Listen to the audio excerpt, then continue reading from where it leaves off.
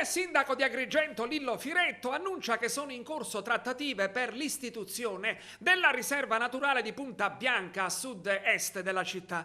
Si tratta in particolare di una interlocuzione con la regione siciliana e il comando dell'esercito in Sicilia per trasferire altrove il poligono militare attualmente in località Drasi a ridosso di Punta Bianca. Come è noto, l'esercito già da anni si è dichiarato disponibile al trasferimento, a condizione che la regione reperisca un sito alternativo per le esercitazioni militari. La regione però finora se n'è infischiata. Ascoltiamo il sindaco Firetto. Apprendiamo da dichiarazioni dell'assessorato al territorio ambiente e dell'assessore Cordano in particolare che ci sarebbero delle iniziative tendenti al superamento dell'attuale poligono di tiro. Quella è un'area verso la quale l'amministrazione agrigentina, ma credo la città, anche alcune associazioni ambientaliste hanno opportunamente puntato l'attenzione.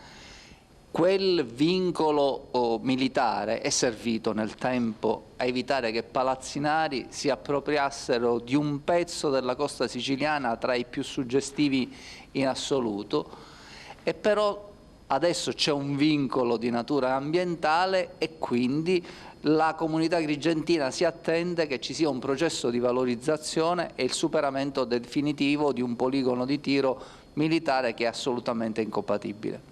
Una fruizione turistica che sia adeguata e che faccia il paio, valorizzata con ordine e attenzione, magari anche con più attenzione rispetto alla stessa nostra Scala dei Turchi.